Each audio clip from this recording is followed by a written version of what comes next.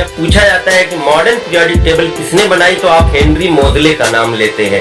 Henry मोजले ने सिर्फ कॉन्सेप्ट दिया था, एटॉमिक नंबर का कॉन्सेप्ट दिया था मॉडर्न पीरियोडिक लॉ में। मॉडर्न पीरियोडिक लॉ में उनका हाथ है, लेकिन बेसिकली जो मॉडर्न पीरियोडिक टेबल की डिजाइन की थी वो किसने की थी? नील बोर ने की थी, नील बोर ने की।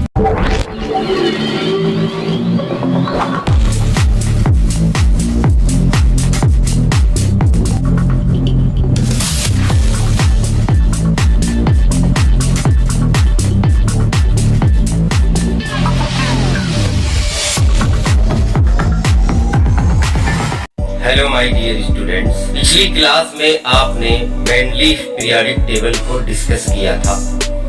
आज हम पढ़ते हैं modern periodic table. Mendeleev periodic table में कुछ डिफेक्ट्स आ गए थे, तो हम आज पढ़ते हैं modern periodic table. Modern periodic table पढ़ने के लिए सबसे पहले हम थोड़ा सा मोजले के बारे में आपको बताते हैं कि मोजले कौन थे। मोजले 1912 में एक्सरे की खोज कर रहे थे। ये कुछ यूं ही है जैसे कि सपोज दैट कि आपका कुछ सामान खो जाता है और आप उस सामान को ढूंढते हैं और वो सामान तो नहीं मिलता, लेकिन कोई दूसरा सामान मिल जाता है जो पहले से या तो खोया हुआ होता है या फिर कोई ऐसी चीज मिल जाती है जो आपके काम की होती है। ये बिल्कुल उसी तरह से है कि मोजले एक्सरे की डिस्कवरी कर रहे थे और एक्सरे की डिस्कवरी के दौरान उन्हें एक दूसरी क्वांटिटी मिल गई जिसे हम कहते हैं एटॉमिक नंबर। तो एटॉमिक नंबर की खोज किसने की? मोजले ने की है, हेनरी मोजले ने। ये पूछा जाता है ये भी सवाल कि एटॉमिक नंबर की डिस्कवरी किसने की, एटॉमिक नंबर पे किसने वर्क किया था? जो एटॉमिक नंबर पे मोजले ने वर्क किया था, हेनरी मोजले ने वर्क किया था इन 1912 to 1913। तो एटॉमिक नंबर क्या होता है पहले मैं आपको वो बताता हूँ। Atomic number is the number of electron, number of electron is equal to number of proton, is equal to number of proton in neutral atom।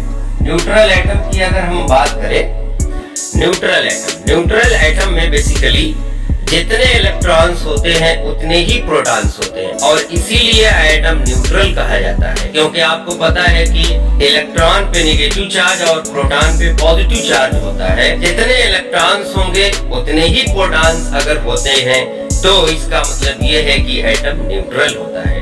तो इसीलिए एटम को कहा जाता है कि एटम न्यूट्रल है, क्योंकि उसमें इलेक्ट्रॉनों और प्रोटॉनों के नंबर्स बराबर होते हैं। समझ गए बच्चों? और यही होता है एटॉमिक नंबर एक न्यूट्रल एटम के लिए।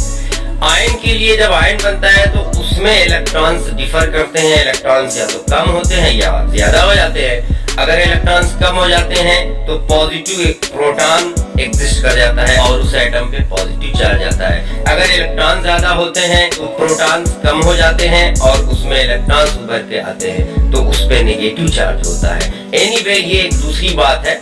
तो आइए अब हम चलते हैं मॉडर्न पीरियोडिक टेबल की तरफ। तो मोजले ने जब एटॉमिक नंबर की खोज की तो उस वक्त ये बात आई सामने कि अगर मेंडलीफ का पीरियोडिक लॉ जो कि एटॉमिक वेट पे डिपेंड करता है, अगर उसे एटॉमिक नंबर पे मान लिया जाए तो बहुत सारे और एलिमेंट्स इसमें एडजस्ट किए जा सकते हैं, बहुत सारे एलिमेंट्स डिस्कवर किए जा सकते हैं। तो यही हुआ भी और उस वक्त 63 एलिमेंट थे मेंडलीफ के जमाने में। लेकिन जब एटॉमिक नंबर की खोज हुई और एटॉमिक नंबर पे बेस कर दिया गया ये लॉ, यानी the physical and chemical properties of elements are the periodic function of their atomic number. पहला लॉ क्या था? इसमें कुछ करना नहीं है। Modern periodic law, modern periodic law, physical and chemical properties of elements are the periodic function of their atomic number of their atomic numbers inverted comma. Physical and chemical properties of elements are the periodic function of their atomic number. आपसे यही बता रहा था कि जब atomic number की discovery हुई और जब ये लॉ, कौन सा लॉ, मेंडलीफ का लॉ, जो मेंडलीफ का पीरियोडिक लॉ था, यही लॉ था, उसमें क्या है, यहाँ पे एटॉमिक नंबर की जगह पे क्या है, एटॉमिक वेट है या एटॉमिक मास है। अब यहाँ पे क्या कर दिया गया, एटॉमिक नंबर कर दिया गया। यानी physical and chemical properties of elements are the periodic function of their atomic number, not atomic weight और एटॉमिक मास। तो जब ये किया गया तो इस पर बहुत सारे एलिमेंट्स फिट बैठ गए। आज मॉडर्न पीरियोडिक टेबल में 115 to 118 वेल स्टडीड एलिमेंट्स पाए जाते हैं। ये क्यों पाए जाते हैं? क्योंकि ये एटॉमिक नंबर का कमाल है और ये मॉडर्न पीरियोडिक लॉ का कमाल है। ये है आपका मॉडर्न पीरियोडिक लॉ, जहां पर एटॉमिक वेट की जगह पे क्या कर दिया गया, एटॉमिक नंबर कर दिया गया है उस लॉ में। तो इसलिए बहुत सारे एलिमेंट्स अरेंज हो गए हैं।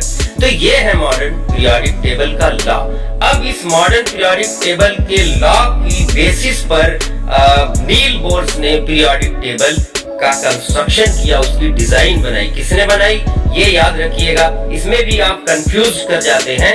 जब पूछा जाता है कि मॉडर्न पीरियोडिक टेबल किसने बनाई, तो आप हेनरी मोदले का नाम लेते हैं। हेनरी मोदले ने सिर्फ कॉन्सेप्ट दिया था, एटॉमिक नंबर का कॉन्सेप्ट दिया था मॉडर्न पीरियोडिक लॉ में।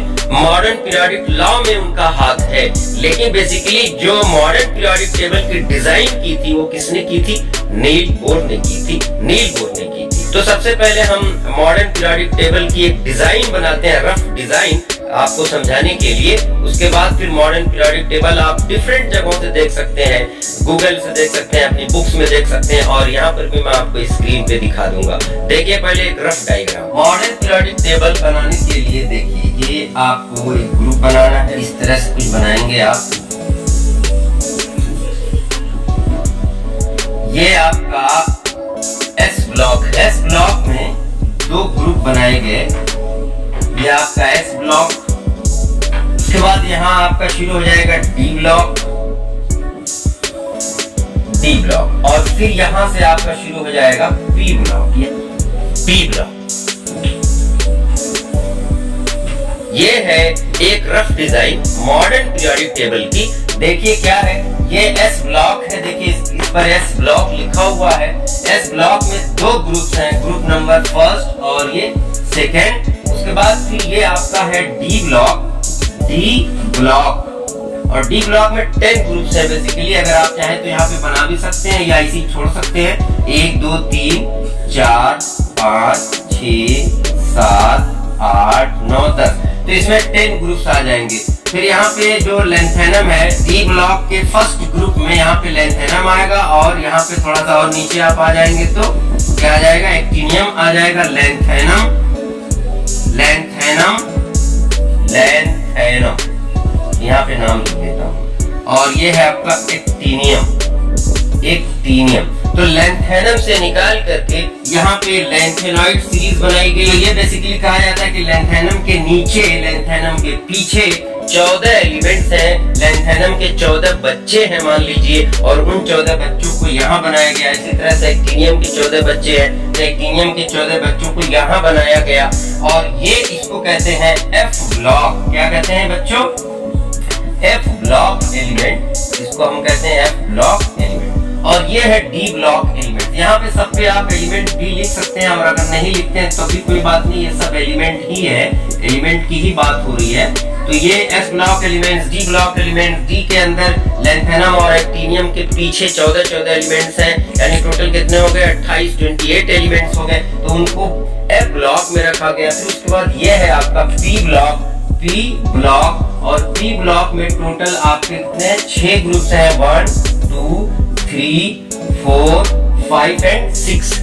तो ये आपका मॉडर्न पीरियोडिक टेबल का मैंने एक आउटलाइन बनाई है। आप चाहें तो यहाँ से भी स्क्रीनशॉट ले लीजिए, क्योंकि सर का बताया हुआ जरा और अच्छे से समझ में आता है। सर की जबान से निकला हुआ आपको और अच्छे से समझ में आएगा, तो इसलिए आप ये स्क्रीनशॉट इसका ले ही लीजिए। मैं हट जाता हूँ।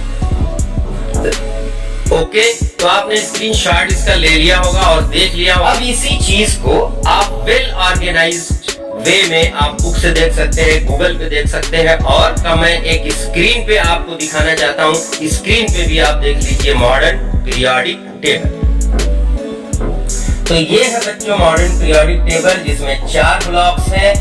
एस ब्लॉक, पी ब्लॉक, एकदम राइट हैंड साइड पे पी ब्लॉक, फिर बीच में डी ब्लॉक, और डी ब्लॉक के अंदर ही कुछ एलिमेंट्स पाए गए थे, वो पूरी तरह से एडजस्ट नहीं हो पा रहे थे, तो उनको फिर नीचे निकाल के रखा गया। ब्लॉक में 2 सीरीज हैं, लैंथेनॉइड सीरीज और एक्टिनॉइड सीरीज। तो ये इस तरह से जाके पूरी मॉडर्न पीरियोडिक टेबल कंप्लीट होती है, और ये है आपके मॉडर्न पीरियोडिक टेबल का shape. Characteristics of modern periodic table, पहली है इसमें देयर आर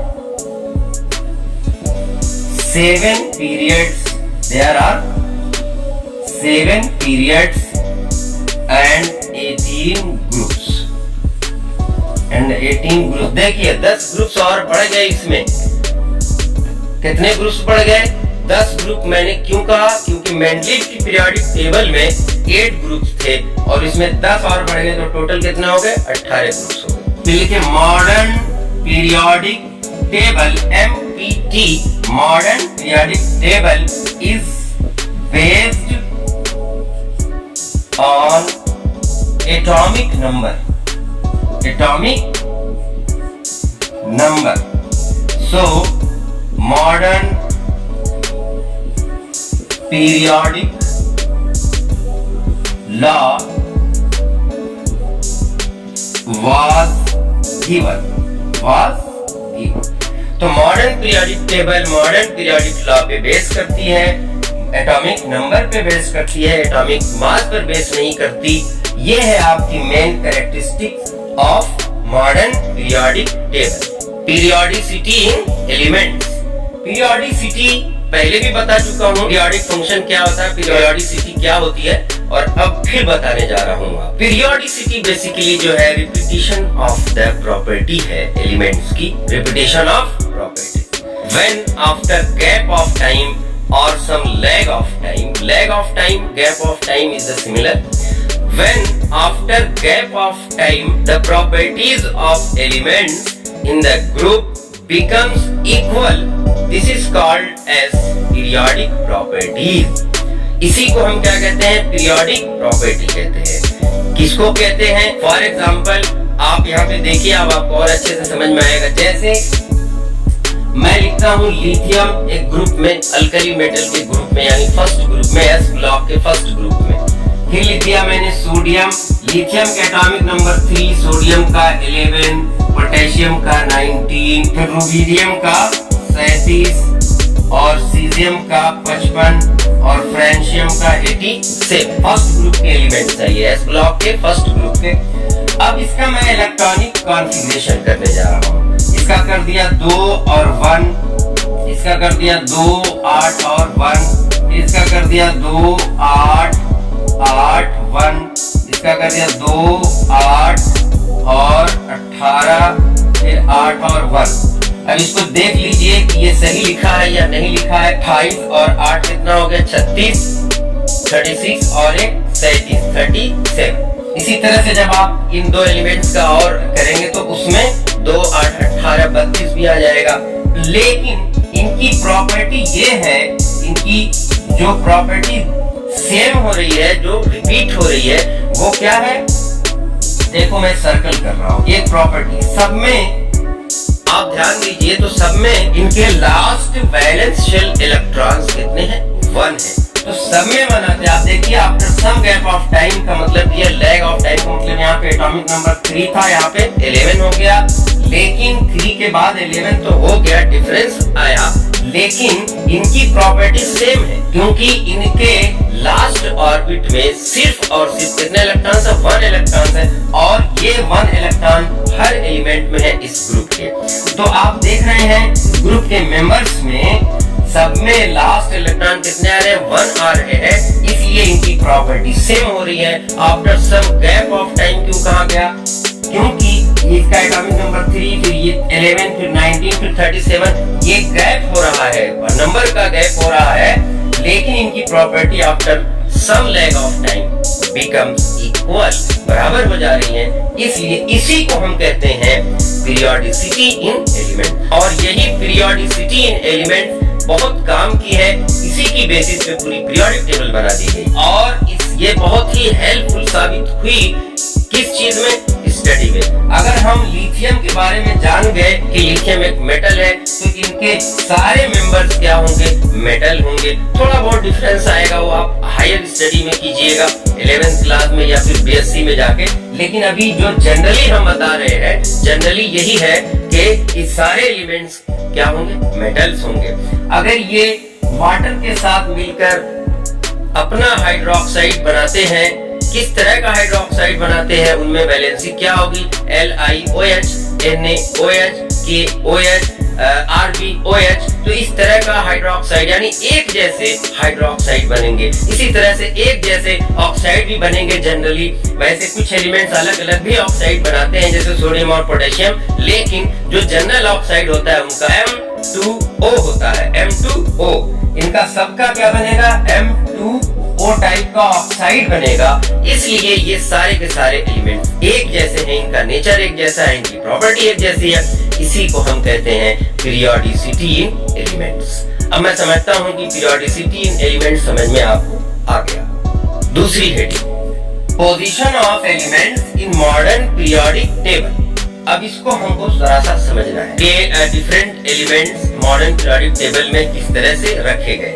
आधार क्या है, बेस क्या है, उनका एटॉमिक नंबर है। इसमें सवाल पूछे जाते हैं 10th क्लास में, और वो सवाल बहुत इंपॉर्टेंट होते हैं, हर हाल में पूछे जाते हैं। उसको मैं बताता हूँ किस तरह से सवाल पूछा जाएगा, क्या क्या पूछा जाता है इस हेडिंग के तहत, position of elements in modern periodic table. सबसे पहले तो आपको ये देख लेना है, मॉडर्न पीरियोडिक टेबल लेकर के मॉडर्न पीरियोडिक टेबल लीजिए और उसमें देखिए कि किस किस तरह से एलिमेंट्स को अरेंज किया गया है। पहला काम ये आप कर ले तो आपके लिए बेहतर होगा। उसमें 4 ब्लॉक्स हैं, जैसे मैंने बताया, S block, D block, P block और F ब्लॉक। तो कौन कौन से एलिमेंट्स कहाँ कहाँ रखे गए, तो कम से कम 1-2 नजर आप उसको देखिए। हाइड्रोजन एक एलिमेंट ऐसा है जिसको वैग्रेंट एलिमेंट कहा गया, और आज तक हाइड्रोजन की पोजीशन कंफर्म नहीं हुई, क्योंकि हाइड्रोजन को पहले फर्स्ट ग्रुप में रखा गया था। कुछ प्रॉपर्टीज फर्स्ट ग्रुप से मिलती जुलती थी लिथियम के साथ, लिथियम वालों के साथ, लेकिन कुछ प्रॉपर्टीज जो है नहीं मिल रही थी। कुछ प्रॉपर्टीज हैलोजन के साथ मिलने लगी, तो फिर उसको उठा करके हैलोजन में रखा गया। तो हैलोजन में भी देखा गया कि बहुत सारी प्रॉपर्टीज जो हैलोजन शो करती हैं। हैलोजन का मतलब 17 ग्रुप। आप कहीं कंफ्यूज करो कि हैलोजन कहां से आ गया, तो हैलोजन्स जो होते हैं वो 17 ग्रुप्स के एलिमेंट्स होते हैं। तो 17 ग्रुप में रखा गया हाइड्रोजन को, तो वहां की कुछ प्रॉपर्टीज जो है हाइड्रोजन से मैच करती थी, लेकिन बहुत सारी प्रॉपर्टीज मैच नहीं करती थी, तो वहां से भी निकाला गया हाइड्रोजन को। अल्कली में फिर एडजस्ट करने की कोशिश की गई दोबारा से, तो फिर वही पाया गया कि अल्कली मेटल्स की कुछ प्रॉपर्टीज जो होती हैं वो हाइड्रोजन से मैच नहीं करती। तो मिला जुला करके इसकी 2 पोजीशंस हो गई। तो अब ऐसा भी नहीं है कि एक एलिमेंट की 2 पोजीशन हो, तो एक एलिमेंट की 2 पोजीशन हो ही नहीं सकती। तो इसलिए कहा जाता है कि हाइड्रोजन जो है ये वैग्रेंट एलिमेंट है, और अभी तक इसकी पोजीशन कंफर्म नहीं हुई। बाकी एलिमेंट्स बहुत सटीक रखे गए हैं, बहुत सही रखे गए हैं, और किसी भी एलिमेंट्स की पोजीशन आप बड़े आसानी से बता सकते हैं पीरियोडिक टेबल में कि वो कहाँ रखी गई होगी। पहला तरीका तो ये है कि याद कर जाइए आप कि कौन कहाँ रखा गया है। फिर धीरे धीरे स्टडी करते करते 11th क्लास में, 12th क्लास में, उसके बाद की क्लास में करते करते आपको खुद ब खुद आइडिया हो जाएगा। लेकिन अगर मान लीजिए आपने अभी स्टडी नहीं की है और मैं पूछूं आपसे एक कोई खास एलिमेंट है और वो एलिमेंट कहाँ रखा जाएगा, तो आप तब भी आप बता सकते हैं अगर आप जरा सा गौर से देखें। यहाँ पे सवाल बनता है कि confirm the position, confirm the position. अब पोजीशन में क्या क्या पूछ सकता है, देखिए पीरियड, यानी वो एलिमेंट किस पीरियड में रखा गया होगा, group and valency, group and valency. तो पोजीशन में ये 3 चीज पूछी जाती है, पीरियड नंबर, ग्रुप नंबर और वैलेंसी। इसके अलावा भी बहुत सारी बातें पूछी जा सकती हैं, लेकिन ये तीनों मेन है। अगर ये तीनों आपको आइडिया हो गया, इन तीनों पर कमांड हो गई, तो आप दूसरी चीजें भी आसानी से बता सकते हैं। तो confirm the position of element, मैं दे रहा हूं आपको सल्फर। मान लीजिए सल्फर की पोजीशन पूछ रहा है पीरियोडिक टेबल में, ये सल्फर कहाँ रखी गई है, और इसका एटॉमिक नंबर भी हो सकता है। 10th क्लास में आप हैं तो इसका एटॉमिक नंबर भी आपको दे दे, लेकिन मोस्ट प्रोबेबली इसका एटॉमिक नंबर नहीं देगा। अब आपको कुछ कम से कम एटॉमिक नंबर याद करने पड़ेंगे, और कितने के याद करने पड़ेंगे। अब कोई कहता है सर मुझे कैल्शियम तक याद है, कोई कहता है मुझे मैग्नीशियम तक याद है, कोई कहता है कि मुझे नाइट्रोजन तक याद है। तो ये सब अब नहीं चलेगा। अब आप 10th क्लास में पहुंच चुके, कम से कम एस और पी ब्लॉक एलिमेंट्स को आप याद कर जाइए, उनके नाम और एटॉमिक नंबर के साथ, प्लस सिंबल के भी साथ।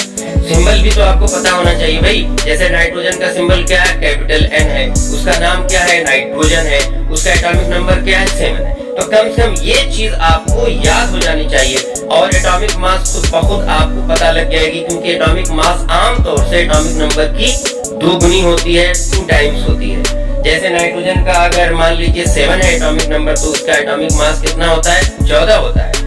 आसपास थोड़ा सा डेसिमल में भी आता है, लेकिन वो डेसिमल हम हटा देते हैं जब न्यूमेरिकल सॉल्व करते हैं। तो आमतौर से क्या होता है, 2 गुना होता है, 2 टाइम्स लिया जाता है। तो यही मैं आपको बता रहा था कि कम से कम आपको एस ब्लॉक और पी ब्लॉक के एलिमेंट्स याद हो जाने चाहिए अभी फिलहाल इस स्टेज पर। आगे फिर डी ब्लॉक और एफ ब्लॉक के आप याद करिएगा, लेकिन अभी फिलहाल एस ब्लॉक और पी ब्लॉक के याद कर जाइएगा। एटॉमिक नंबर दिया है मान लो, या अगर नहीं भी दिया है तो कुछ एलिमेंट जो खास हैं उनके एटॉमिक नंबर आपको पता होने चाहिए। मैं यहाँ पे आपके सामने लिखूं कि सोडियम का एटॉमिक नंबर 11, सल्फर का एटॉमिक नंबर 16, तो सिवाय टाइम वेस्ट करने के और कुछ नहीं होगा, क्योंकि ये समझने वाली चीज है ही नहीं है, ये याद करने वाली चीज है। तो इसको आप याद कर जाएंगे। याद करने के कई तरीके आपको मैंने बताया था, क्लासेस में भी बताया था कि याद करने के लिए आप कोड वोड भी बना सकते हैं। तो मैं कोड बनाता नहीं, वरना कोड बता देता, क्योंकि कोड मैंने एक बार बनाया था तो मुझे कोड ही भूल गया था एग्जाम में, आप सबको पता है। तो इसलिए तब से मैंने कोड बनाना ही बंद कर दिया। मुझे वैसे ही सब याद हो गया, तो कोड बनाने की जरूरत क्या है। तो आप भी याद कर जाइए। याद करने के आपके अपने खुद के तरीके होते हैं, आप उस तरीके से याद कर जाइएगा। तो देखिए जो सवाल था कि सल्फर की पोजीशन क्या होगी, तो उसको हम देखते हैं। सल्फर का एटॉमिक नंबर होता है 16, और 16 आपको इलेक्ट्रॉनिक कॉन्फ़िगरेशन तो बताने की जरूरत नहीं, आप 9th क्लास में भी पढ़ के आए हैं, कई वीडियोस भी मैंने भेजे, और 10th में भी कई बार बताया कि इलेक्ट्रॉनिक कॉन्फ़िगरेशन कैसे करते हैं। और इलेक्ट्रॉनिक कॉन्फ़िगरेशन 2 तरह का होता है, एक होता है SPDF, जो कि आप हायर क्लास में पढ़ेंगे, क्वांटम मैकेनिकल मॉडल है, ये वेव फंक्शन से निकाला गया था, बाउ रूल है, बाउ प्रिंसिपल है। और दूसरा जो आप अभी इस एलिमेंट्री पीरियड में पढ़ते हैं 10th क्लास में, वो है बोर इलेक्ट्रॉनिक कॉन्फ़िगरेशन। तो बोर का इलेक्ट्रॉनिक कॉन्फ़िगरेशन आप सबको पता है कि 2, 8, 18 और 32 4 इसमें ऑर्बिट्स होते हैं। इसमें आपको डिस्ट्रीब्यूट करना होता है, और वो कैसे करना होता है ये भी बताया था। तरीका क्या होता है, देखिए तरीका एक बार यहाँ पे और बताता हूँ मैं। तो 16 है, तो 16 को डिस्ट्रीब्यूट कीजिए, तो ये हो जाएगा 2, 8 और लास्ट में कितना बच रहा है, 6 बच रहा है, तो 6 लिख देंगे। अगर मान लीजिए कि लास्ट में 8 से ज्यादा बचता, 9 बचता, तो क्या हम उसे 9 लिखते? बिल्कुल नहीं लिखते। उसे हम क्या लिखते, 8 और 1 लिखते, क्योंकि 8 से ज्यादा इलेक्ट्रॉन्स हम लास्ट ऑर्बिट में नहीं लिख सकते। तो ये हो जाएगा 2, 8 और 6। तो इसका जो है लास्ट इलेक्ट्रॉन कितना है, 6। अब 1 by 1 सबसे पहले पूछा था उसमें पीरियड, ये किस पीरियड में रखा जाएगा, पीरियड नंबर कैसे निकालते हैं? पीरियड नंबर को हम स्मॉल n से डिनोट करते हैं, स्मॉल n से, इज इक्वल टू हो जाएगा, इसमें इलेक्ट्रॉनिक कॉन्फ़िगरेशन में जितनी शेल्स आ रही काउंट कर लीजिए भाई, उसका पीरियड नंबर होगा। तो 1, 2, 3, ये 2 जो है आपका, ये पहला नंबर, 8 दूसरा नंबर, और 6 जो है ये तीसरा नंबर। यानी इसमें 3 पीरियड हो गए, 2, 8, 6, 1, 2, 3। तो इसमें पीरियड नंबर, यानी ये तीसरे पीरियड में रखा जाएगा। इसी तरह से आपका group number is equal to हो जाएगा, लास्ट में जितने भी इलेक्ट्रॉन्स आ रहे हैं उन पे ध्यान देना है आपको। Group number is equal to लिखिए, group number is equal to either ये रूल है, इस रूल के तहत आपको ग्रुप नंबर निकालना है। क्या है रूल, इसको समझ लीजिए और फिर अप्लाई करना सीखिए। Either number of electrons, group number या तो either number of electron, either का मतलब या तो either number of electrons in last orbit, या तो लास्ट ऑर्बिट में जितने इलेक्ट्रॉन्स है वही उसका ग्रुप नंबर होगा, या फिर ग्रुप नंबर क्या होगा, और electrons in last orbit plus 10, या तो फिर लास्ट इलेक्ट्रॉन में 10 जोड़ दीजिए। अब सवाल आता है कि कहां पे जोड़ेंगे 10 और कहां पर नहीं जोड़ेंगे, तो ये देख लीजिए। If last electron is up to 2, अगर लास्ट इलेक्ट्रॉन 2 तक है, then it is the group number, it is the group number. 2 तक है तो यही इसका क्या हो जाएगा, ग्रुप नंबर हो जाएगा। But if electron exceed, electron exceed का मतलब बढ़ना, लेकिन जब इलेक्ट्रॉन बढ़ते हैं फ्रॉम 2, यानी 2 से ज्यादा अगर आ जाए लास्ट ऑर्बिट में इलेक्ट्रॉन, तो क्या करेंगे, तब 10 जोड़ देंगे, देन लास्ट इलेक्ट्रॉन प्लस 10, तब हम क्या करेंगे, लास्ट इलेक्ट्रॉन में 10 जोड़ के निकालेंगे ग्रुप नंबर। तो अब आप देखिए इसका जो हम निकालने जा रहे हैं, तो इसमें क्या करेंगे, अब आपकी समझ में आ गया होगा। यहाँ पे लास्ट इलेक्ट्रॉन 2 से ज्यादा आ रहे हैं तो इसमें 10 जोड़ के निकालेंगे। अगर ये 2 तक होते तो वही उसका ग्रुप नंबर हो जाता, लेकिन अगर 2 से बढ़ जाते हैं, एक्सीड करते हैं, तो उसमें 10 जोड़ के ग्रुप नंबर निकालते हैं। तो यहाँ पे ग्रुप नंबर क्या हो जाएगा, 16 हो जाएगा। तो ये लिख लीजिए आप, इसका स्क्रीनशॉट ले लीजिए, ये बहुत इंपॉर्टेंट रूल है, इसी के तहत हम ग्रुप नंबर निकालेंगे। अब इसका ग्रुप नंबर सल्फर का क्या हो जाएगा, देखिए group number is equal to हो जाएगा 6 है और प्लस इसमें 10 कर देंगे तो ये 16 हो जाएगा, यानी ये 16 ग्रुप में रखा गया है। उसके बाद क्या था, वैलेंसी। वैलेंसी आप सबको पता है, कई बार बताया है, इसको रूल लिखूंगा नहीं, बस बोल दूंगा। अगर 4 इलेक्ट्रॉन्स तक लास्ट ऑर्बिट में आते हैं तो वही उसकी वैलेंसी ले ली जाती है, लेकिन अगर 4 से ज्यादा हो जाते हैं तो क्या करते हैं, उसको 8 में से माइनस कर देते हैं, 8 में से घटा देते हैं, ये है रूल। तो ये कई बार लिखवा चुका हूँ। तो देखिए इसमें 6 इलेक्ट्रॉन्स हैं, यानी 4 से ज्यादा इलेक्ट्रॉन्स हैं, तो इसमें 8 में से माइनस हो जाएगी, ये हो जाएगी 2, तो इसकी वैलेंसी कितनी हो गई, 2। ये डाई वैलेंट एलिमेंट है। तो इस तरह से किसी भी एलिमेंट की पोजीशन अगर आपको बतानी हो तो इसकी पोजीशन इसी तरह से बताई जाती है। तो ये एक एग्जांपल मैंने दिया, चाहे किसी भी एलिमेंट का अगर आपको बताना हो तो इसी तरह से आपको बताना है। एक एलिमेंट का और एग्जांपल देता हूँ, जैसे मैग्नीशियम 12। मैग्नीशियम की पोजीशन अब आपको बतानी हो तब क्या करेंगे, मैग्नीशियम के एटॉमिक नंबर लिखा हुआ है 12 होता है, देखिए तो ये हो जाएगा 2, 8 और 2, तो इसका group number is equal to हो जाएगा 2, क्योंकि इसमें लास्ट इलेक्ट्रॉन कितने 2 हैं, 2 से ज्यादा नहीं है, अगर 2 से ज्यादा होते तब 10 जोड़ते, लेकिन यहाँ पे 2 है तो 2 के बराबर ही ग्रुप हो जाएगा। पीरियड क्या हो जाएगा, इसका पीरियड इज इक्वल टू हो जाएगा 1, 2, 3, तो ये हो जाएगा आपका 3। वैलेंसी क्या हो जाएगी, वैलेंसी भी इतनी ही हो जाएगी, वैलेंसी हो जाएगी 2। तो इस तरह से आपको पोजीशन बतानी है कि ये कहाँ पे रखा गया पीरियोडिक टेबल में, किस ग्रुप में रखा गया है, किस पीरियड में रखा गया है, उसकी वैलेंसी क्या है। इस तरह से 10th क्लास में सवाल पूछा जाता है बच्चों, और मैं समझता हूँ कि ये अब आपको समझ में आ गया होगा। अगर कोई प्रॉब्लम होती है तो कमेंट में आप जरूर पूछिएगा, मैं वहाँ पे जाके बताऊंगा आपको। तब तक के लिए आप अख्तर सर को दीजिए इजाजत। Okay bye.